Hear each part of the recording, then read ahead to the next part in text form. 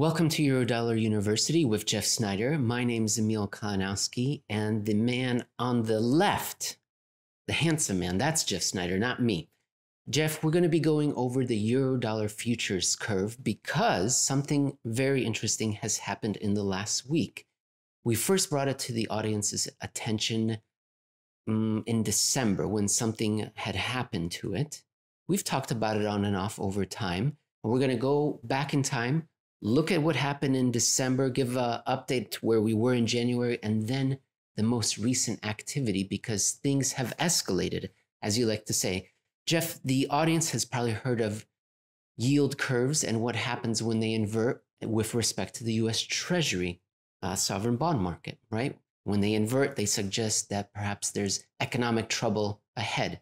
The Eurodollar curve, tell me, Jeff, can I just say shorthand that that's sort of the same, but for offshore global dollar, global economy conditions, that there's economic trouble ahead if the curve inverts? Yeah, remember, Eurodollar futures are tied to 3-month LIBOR, which is a short-term money rate, which tells us a lot about the condition of the world in the future. So if we're betting on future position of 3-month LIBOR, we're really betting on some really central key issues with regard to the entire financial monetary system. And as you pointed out, this is offshore money, this is offshore Eurodollar. So it's really the market betting on the future of the global reserve currency system and what's the state, what does the market believe the state of it's going to be in the future? It's a key, crucial market. It's an absolutely huge marketplace, even though I would wager most people have probably never heard of it. It's maybe the second largest market in the world, certainly the largest derivatives market in the world. So it's a big deal when something changes there. That's the key, right? It's a big deal because it's a huge market of sophisticated players, very deep. So we shouldn't take it lightly. We shouldn't ignore it. Okay, we've got a chart up in front of us now, Jeff, that shows the activity of the Eurodollar futures curve on certain dates in December. And the first date here is December 3rd, because if I remember correctly, it was on the 1st that we saw our very first half or full basis point inversion. And then basically we're going to move through time and the yield curve is going to rise, but it's still going to be malformed, right? So where were we on December 3rd, December 31st? Yeah, the Eurodollar futures curve, like all money or yield curve, should be upward sloping because upward sloping, as we say, is beautiful. Upward sloping is optimistic. Contrary to what you're taught, higher interest rates into the future, that's a very good thing. That's the market saying we expect nothing but good things ahead. Therefore, a bias towards slightly higher interest rates, including 3-month LIBOR rates rising into the future. That's not a bad thing at all. That's a great thing.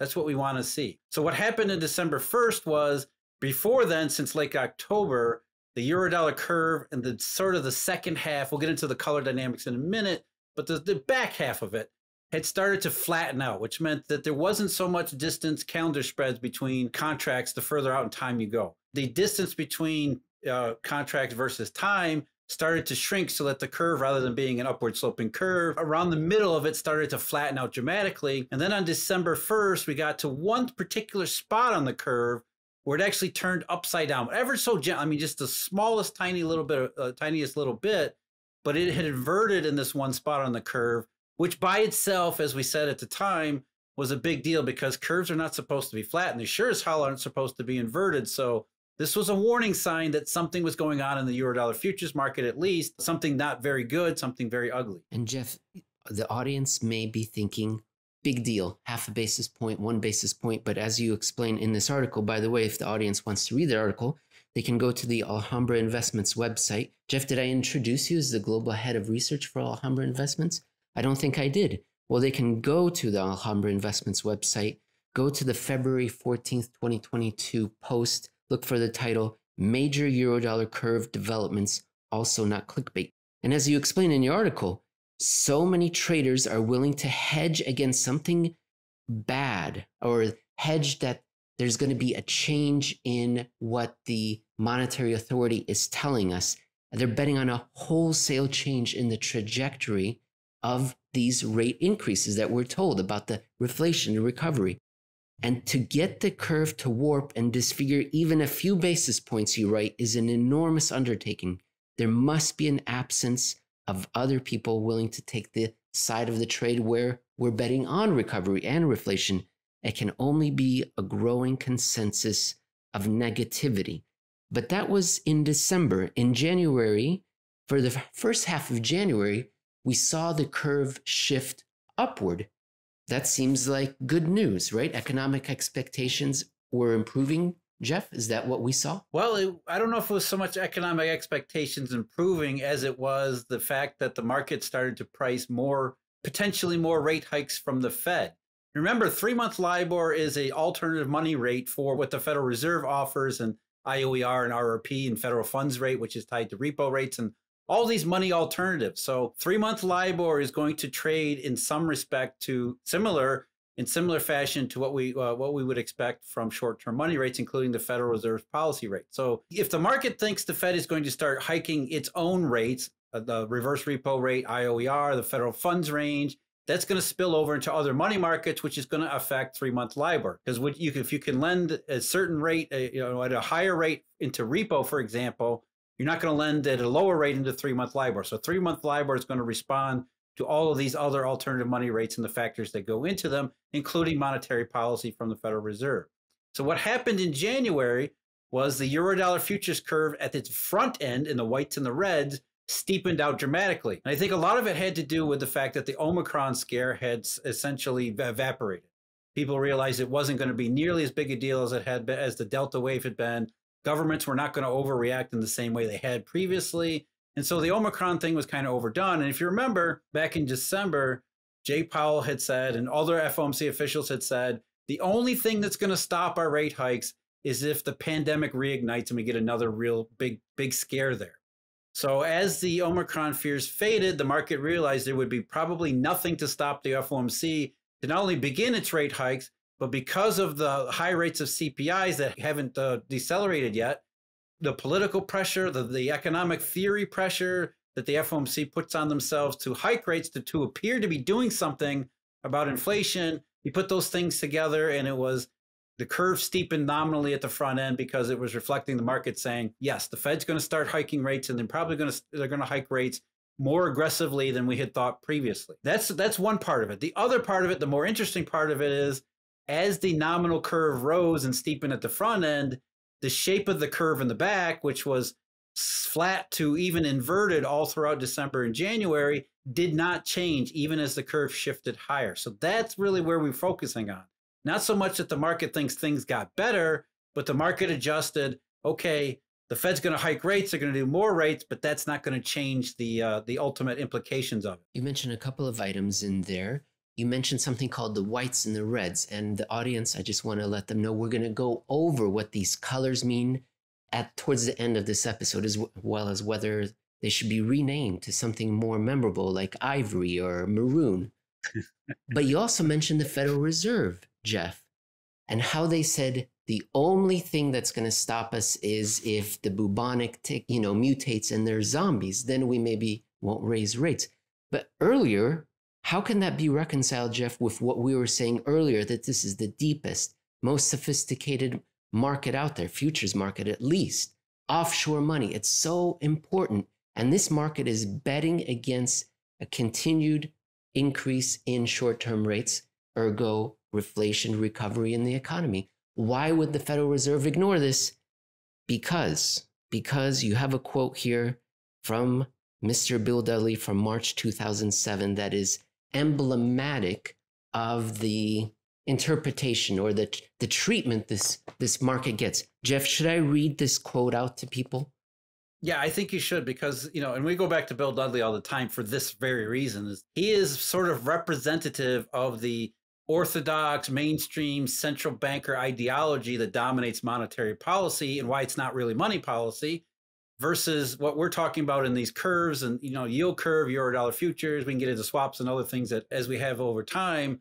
And you can see why there's a difference, why these things diverge all these times, because the market does one thing based on a set of factors, and the Fed and economists and the media do another thing based on something entirely different. And I think Dudley's quote that you're about to read is a pretty good representation of this chasm between reality and mainstream economic theory. Because we cannot accept the message, a simple, straightforward message. You're right. This is a simple, straightforward message from the market. But Why can't we accept it? Because who that message is being said against, what that message is contradicting, who it's contradicting. Okay, this is March 2007, Mr. Dudley. Quote, well, another explanation is that the economists who make the dealer forecasts are not the traders who execute the Eurodollar futures positions. So that's a possible alternative explanation. Generally, there's a disequilibrium. A number of people that I've talked to in the markets have said that this is why they thought what was going on. And they advised me not to take what was going on in the Eurodollar futures market literally, because they felt that some of them were putting on these positions in case of a bad scenario that led to a significant reduction in short-term interest rates.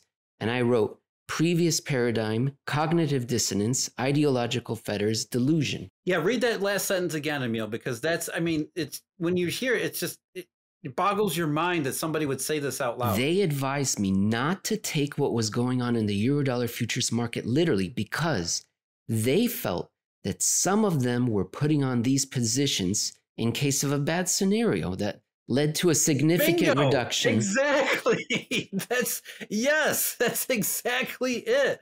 And as you said, this is one of the deepest, most sophisticated market. This is the monetary system trading Eurodollar futures. It's not you and me or the layperson on the street that's doing this. Is the monetary system. So if they're betting Eurodollar futures in a way that signals, hey, we're worried about something ahead, something so bad it's going to lead to lower interest rates rather than higher interest rates, we should pay attention, because what that means is in this huge marketplace, if this huge marketplace starts to think this is all nonsense, we agree with Bill Dudley, the curve will never invert because it can't. If everybody's thinking the way Bill Dudley's thinking, the curve, there's just too much volume, there's too much trading, there's too much size there that won't allow it to invert. So the fact that the curve starts to distort and invert means more and more and more and more of this huge market is at least not willing to bet against the idea that there's something wrong. And so that's how you interpret this. It's that this huge market isn't arbitraging away what should be free money if the Fed is right. If the Fed is right, the curve should be upward sloping all the way into the future. And so that should be easy money to make. These idiots who are betting on some bad scenario in the future, let's just arb them away. The fact that it doesn't happen and that inversion, that thorn in the side sticks around for a long time, is the market saying, gee, maybe there is something to worry about here. So these worrywarts that are hedging against this bad future scenario, maybe they're really not worrywarts. Maybe they have actually some kind of legitimate grief about what could potentially happen in the future. So for Mr. Dudley to say that in 2007, by the way, the Eurodollar futures curve had already inverted. So for him to say, let's not take it literally because it signals something bad about the future, I mean, it's just so absurd and ridiculous. But yeah, this is representative of how the Federal Reserve actually works. They don't take in market signals. And if they're market signals that are inconvenient to their narrative or their view, they just say, well, how can we just dismiss it? How can we just ignore this? Rather than thinking, this is a big marketplace. This is a big marketplace focused on very important things. And it is telling us something that's just should be very troubling. And of course, as we know, March 2007 didn't lead to happy endings. It actually led to those very bad scenarios Bill Dudley was laughing and trying to dismiss. Let's move forward to present day. Let's talk about this month, February. We've been talking about the Eurodollar futures curve as this maybe monolithic whole, but you want to draw our attention to two variables, right? Depth and breadth of this inversion. So in early February, what did we witness? Yeah, before then, going back to December, what I said was, look, the curve has inverted. It's just a little tiny blip, but the fact that it inverted at all, that was the important thing, because it really shouldn't be inverted. And so the next little while, we don't really need to watch it like a hawk. We don't need to check Eurodollar futures prices every minute, because what usually happens is it inverts a little bit and then it just kind of does nothing for a while. And so the important point in that first stage was that it was inverted at any point along the curve, and whether or not that little tiny inversion stuck around. So that's when we got, our update in January was, yes, it's been a month and a half, it's been 6 weeks or whatever. And guess what? That little inversion was still there, but it hadn't really progressed anything more than that. Fast forward to last week, All of a sudden now we see inversion getting serious. So the first 2 months, first 2 months and a half, 2.5 months, the curve was flat to and slightly inverted. And now maybe we're moving into a more serious stage where the inversion is expanding along, as you just said, Emil, two dimensions. One's depth and the other is breadth. Here, let me read a quote here.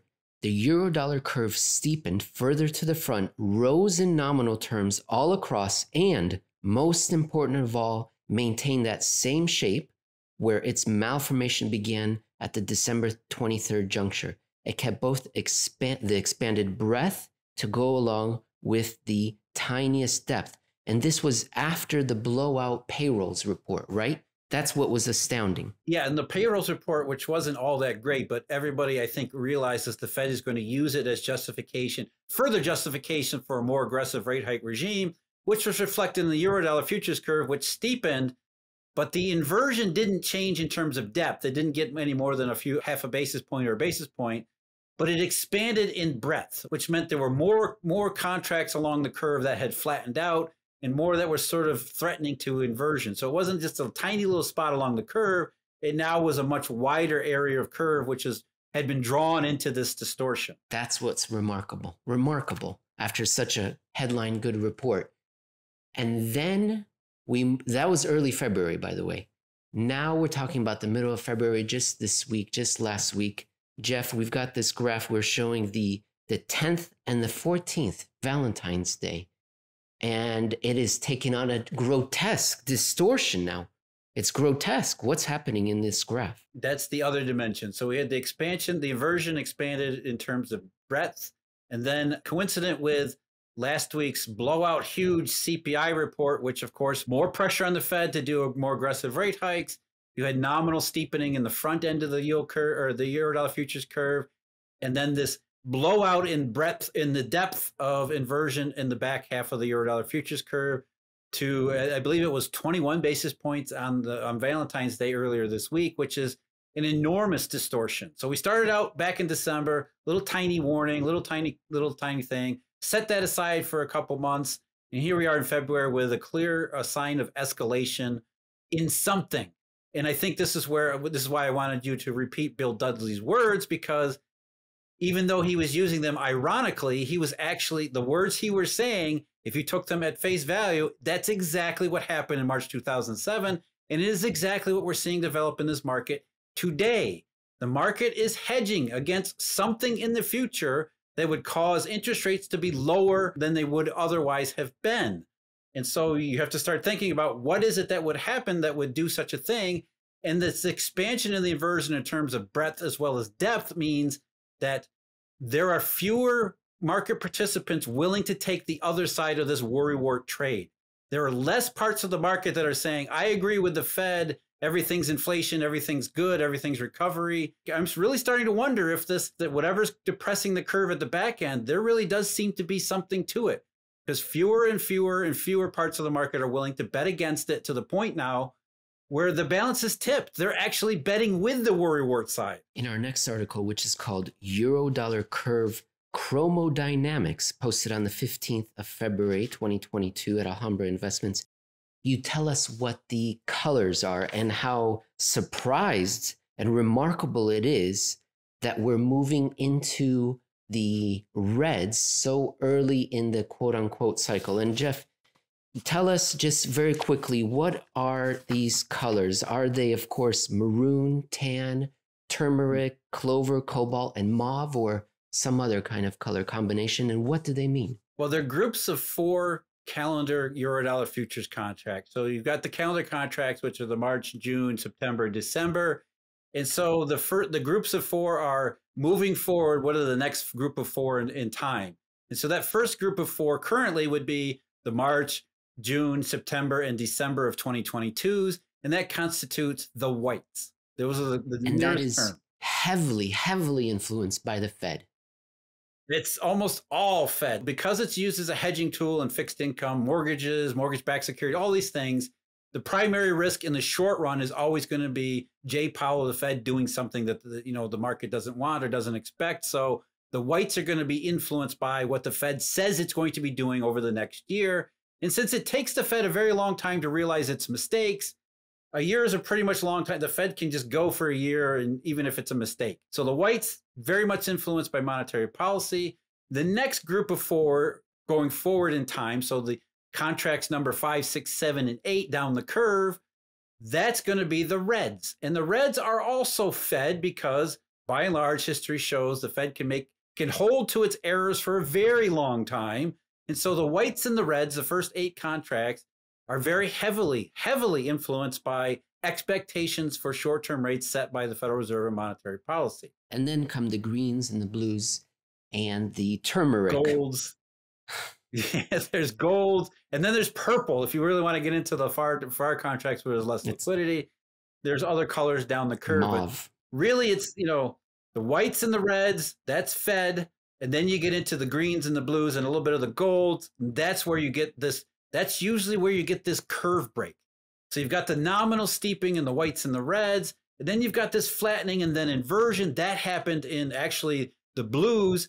Then the breadth expansion that we just talked about was into the greens.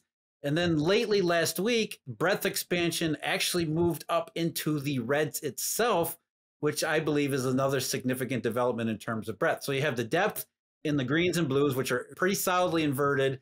But you also have breadth inversion, which is now not just the blues and the greens, but also a little bit into the reds where it's not inverted, but it's really flattened out in some parts. Jeff, is there anything that we didn't cover in this Eurodollar review that you wanted to bring up before we end this episode? I think let's summarize what the market must be thinking here. I mean, you pointed this out in recent past episodes where it's not a policy error in the mainstream sense of the term. The market isn't saying the Fed's going to hike rates and those rate hikes are going to cause economic and financial problems. What the market is saying is the reds and the whites are obeying the Fed because that's what they have to do. And then this hedging into the greens and the blues is saying the market doesn't agree with why the Fed is hiking rates in the first place. The Fed thinks it needs to get control of inflation, where the back half, the greens and the blues, are saying, we don't think there is inflation. We don't think the economy is all that great to begin with. And so that's where this inversion and distortion comes. We're going to talk exactly about that. Why is the Fed hiking rates despite the Eurodollar futures curve and the US Treasury curve and the US dollar warning against it? We're going to talk about that in the next episode, consumer inflation expectations and the employment rate. All right, Jeff, that's it for us. True? Perfect. Yes.